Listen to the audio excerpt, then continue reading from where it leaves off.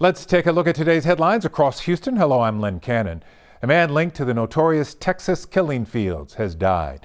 72-year-old Clyde Hedrick passed away while out on parole Sunday. He was questioned several times after the bodies of 4 young women were found in a field between Houston and Galveston. But Hedrick was never charged in those cases. He was, however, convicted of the involuntary manslaughter of Ellen Beeson. Over the weekend, Anieli Ruiz spoke with Tim Miller, founder of Texas EquiSearch. In the wake of his own daughter's murder, he believes Hedrick killed her. That's right. The Texas Department of Criminal Justice confirmed that he died yesterday here in a Houston area hospital. And after speaking with Tim Miller, he says now he, along with other families, will never get their day in court. 42 years since the disappearance and death of 16-year-old Laura Miller, and still no real closure for her father, Tim Miller, the founder of Texas EquiSearch. But this weekend, some small sense of peace for Miller and other families whose loved ones' bodies were found in what was dubbed the killing fields, following the death of 72-year-old Clyde Hedrick, a man believed to be the suspect, but never charged with their deaths.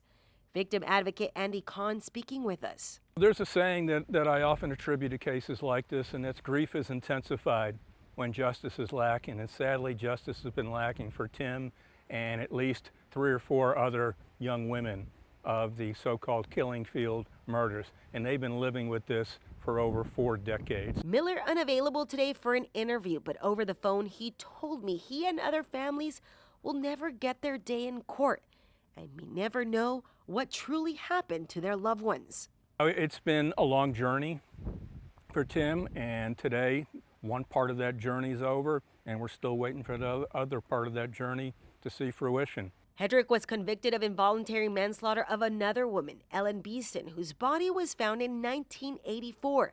Hedrick was sentenced to 20 years in 2018, but then released on parole 3 years later under an intensive supervision program. Our purpose was to basically make sure he was under the highest level of supervision, which was basically house arrest, curfew, and an ankle monitor. Now, even after Hedrick's death, Kahn says the investigation continues, and he believes families could still get some form of closure. You can still posthumously, make sure that he's legally attributed to the murders. Even though he's now deceased, that's not going to let him off the hook. So that's what we're hoping for. Hitchcock police today, they tell me they did speak to him before his death. They could not confirm what this conversation was about, but they go on to tell me this is still an ongoing investigation. Anieli Ruiz, KHOU 11 News.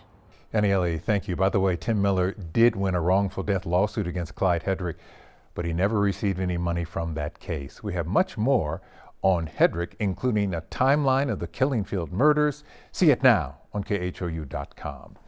Now to families facing a heartbreaking loss. Over the weekend, loved ones said goodbye to Nicholas Gray. That's the 8-year-old boy who died after choking on a grape at school. Michelle Choi spoke with his family. We knew that there needed to be a way for the community locally to say goodbye and to honor his name as well. And so we decided to have a bubble release in honor of him so that students, teachers, staff, and the community could attend. Bubbles filling the sky, each one a symbol of love for 8-year-old Nicholas Gray. Why bubbles? Bubbles represent lightheartedness and fun, and that's exactly who my son is. He's lighthearted, he's fun. He had a smile, or has a smile, that can light up the world. His mother, Kenzie, grateful for what she calls overwhelming support. I'm so very grateful and proud, so proud. Proud is an understatement of what I feel to be Nicholas Gray's mother. Saturday morning, dozens gathering at a park in Manville. Friends, teachers, and family sharing hugs, prayers, and memories to honor a little boy whose life was cut too short. I truly feel, yes, it was a short time, but Nicholas fulfilled his purpose. His father also leaning on that support. I just ask that anytime if you think of Nicholas, you think of positivity. He was a gift to us all. He's truly my angel. Nicholas, a third grader at Pomona Elementary, a Cub Scout and one of 5 siblings, died February 10 after district officials say he choked on a grape during snack time at school. Despite efforts from school staff and emergency responders, the grape was lodged too far down and Nicholas did not survive. His family says he was laid to rest in Louisiana, where they're from. Today, his mother sharing this message with her little boy. I want you to know that in your absence, we'll never forget about you. We'll live in your name and we'll honor your name every day. In Manville, Michelle Choi, KHOU 11 News. 8-year-old boy, how sad. A burglary suspect wanted for targeting multiple homes in the Montrose neighborhood of Houston is now behind bars. Police say 56-year-old Bobby John Henry is charged with multiple felony burglary counts weeks after we first told you about his alleged crimes. Investigators nicknamed him the Spider-Man burglar, and you can see why in this surveillance video. Watch him.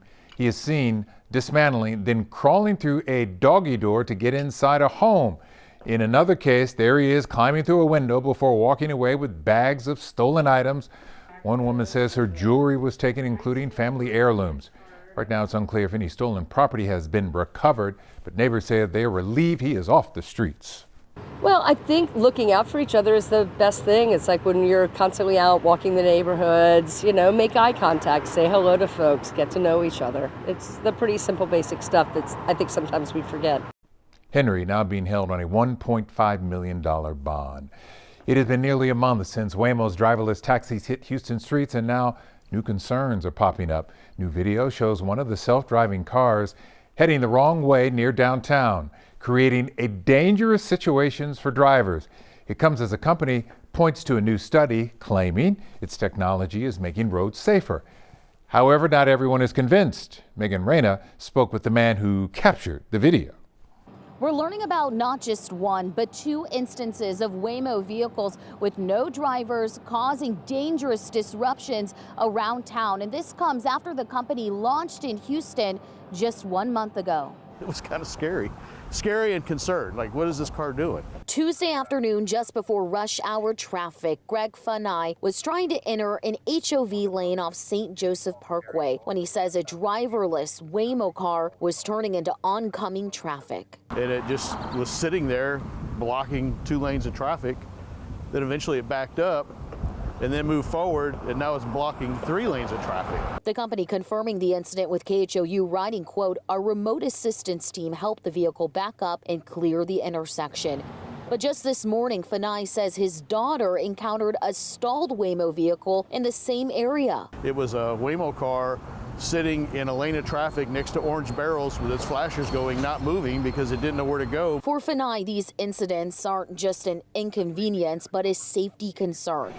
However, this week, Whimo released a study based off data in Austin, where it's been operating for about a year. It states the Whimo driver, compared to human drivers, has 84% fewer crashes where airbags are deployed, and that there haven't been any crashes with serious injuries. The company, says that they've been making the roads safer with their vehicles. What do you say to that statement? I don't see how. I mean, it doesn't make sense. Funai says he'll continue to be vigilant on the roads, but has this message for the company. Put a person in the car. We got enough people in Houston. We can find somebody to drive. We did reach out to Whimo about the incident from this morning, and we're told they're looking into it. Reporting downtown, Megan Reyna, KHOU 11 News. That is a wrap of your Houston headlines. I'm Len Cannon.